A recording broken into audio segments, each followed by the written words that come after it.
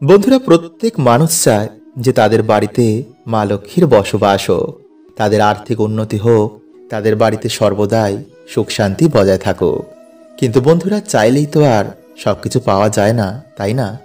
কারণ মা লক্ষ্মী যে সব বাড়িতে নিবাস করেন না। তাই বন্ধুরা, আজকের এই ভিডিওতে আমরা জানব যে কোন বাড়িতে মা লক্ষ্মীর কৃপা হয়, মানে মা লক্ষ্মীর প্রিয় এবং অপ্রিয় জিনিস কোনটি। এবং সাথে বন্ধুরা আমরা জানব যে কোন নারীর মধ্যে মা লক্ষ্মী বিরাজ করেন। তাই ভিডিওটি কিন্তু অবশ্যই বন্ধুরা আপনারা পুরো দেখবেন। এবং ভিডিওটি বন্ধুরা আপনারা একটি লাইক করে কমেন্টে হর হর মহাদেব ও জয় শ্রীকৃষ্ণ অবশ্যই লিখুন। তো চলুন বন্ধুরা, এবার আমরা জেনে নিই যে মা লক্ষ্মীর কোন কোন স্থান প্রিয় এবং কোন কোন স্থানে মা লক্ষ্মী বসবাস করেন না।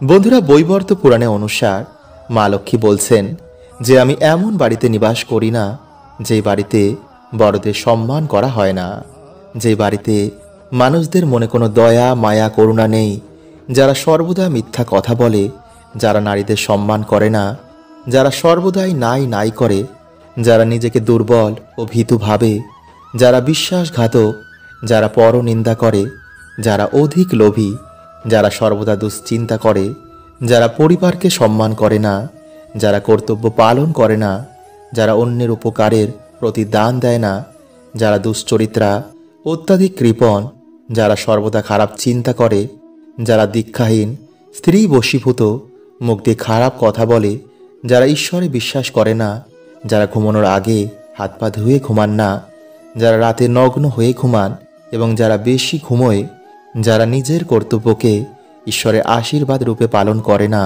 যারা বিশ্বাস করে না যে তাদের মধ্যে ঈশ্বর রয়েছেন, বাকি সকলের মতো তারাও কিন্তু জীবনে সফল হতে পারে, যারা পরিষ্কার পরিচ্ছন্ন থাকতে চায় না, যেই বাড়িতে তুলসী গাছের সেবা হয় না, যেই বাড়িতে পরিবারের মধ্যে একে অপরের প্রতি প্রেম, বিশ্বাস এবং শ্রদ্ধা নেই, সে বাড়িতে কখনো আমি বাস করি না।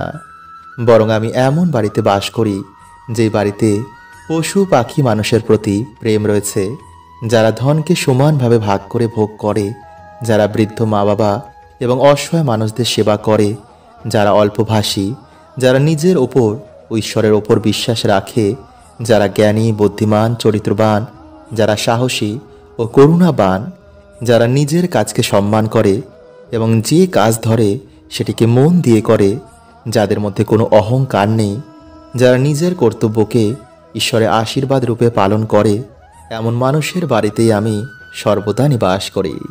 তাই বন্ধুরা, শাস্ত্র বলছে যে নারী হচ্ছে মা লক্ষ্মীর প্রতিরূপ, কিন্তু সব নারী আবার নয়।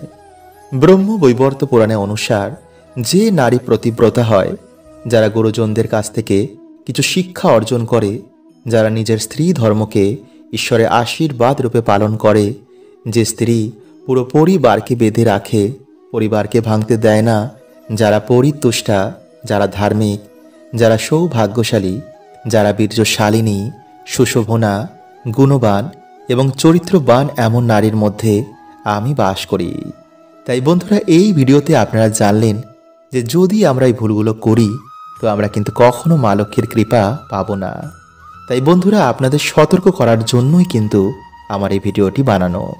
বন্ধুরা, চাণক্য নীতিতে আচার্য চাণক্য বিবাহিত জীবন নিয়ে অনেক তথ্যের উল্লেখ করেছেন, যা যদি পালন করা যায় তো অবশ্যই আমাদের জীবন সুখে শান্তিতে ভরে যাবে।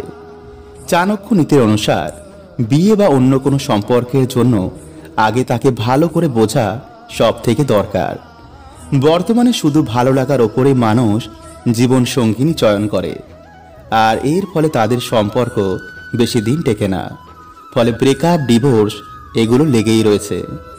বন্ধুরা, আমাদের এই জীবন 4 ভাগে বিভক্ত: বাল্যকাল, যুবতী, পৌরত্ব ও বার্ধক্য। প্রায় প্রত্যেক মানুষ এই 4 ভাগ পার করে ঈশ্বরের কাছে পৌঁছায়।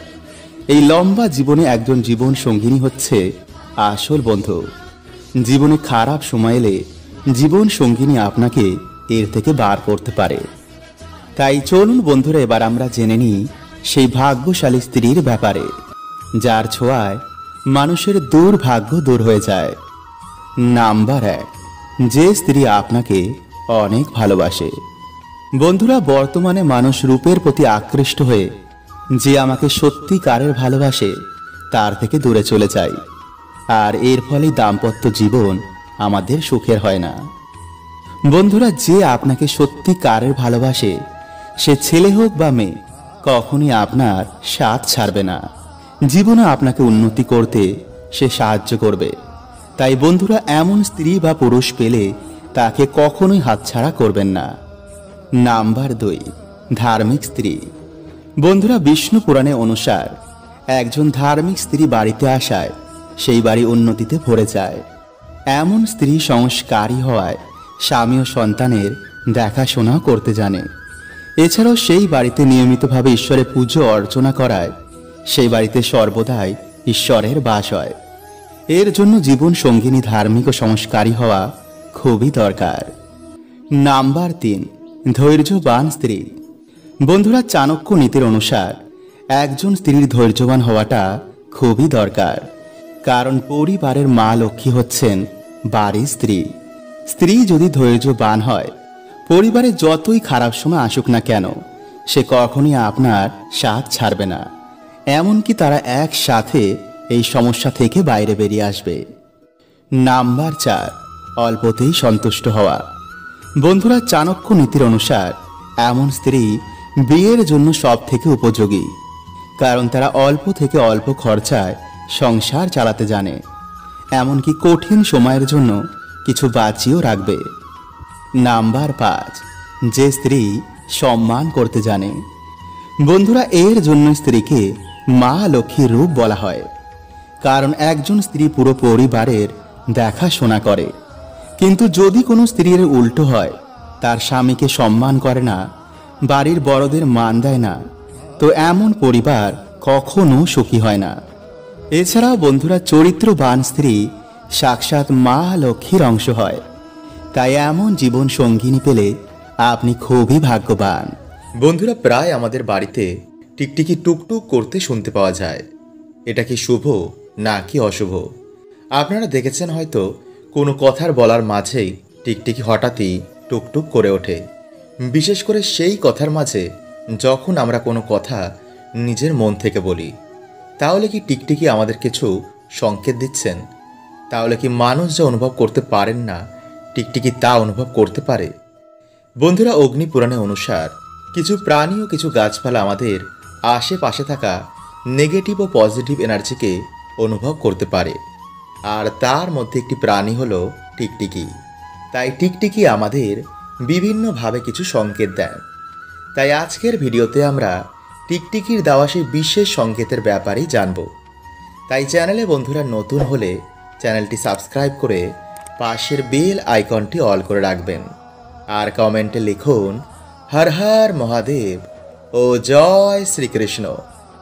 নাম্বার 1, যদি হঠাৎই আপনার বাড়িতে দেখেন যে টিকটিকি কোনো পোকা মাকড় ধরে খাচ্ছে, তো এটি বোঝায় যে আপনার ভাগ্যে ধন প্রাপ্তির যোগ রয়েছে। কিন্তু অপর দিকে কিছু লস হওয়ারও সংকেত দেয়। নাম্বার 2, খাবার খেতে খেতে যদি হঠাৎই গায়ের ওপর টিকটিকি এসে পড়ে। বন্ধুরা, এমনটা হলে শারীরিক অসুস্থতার সংকেত দেয়।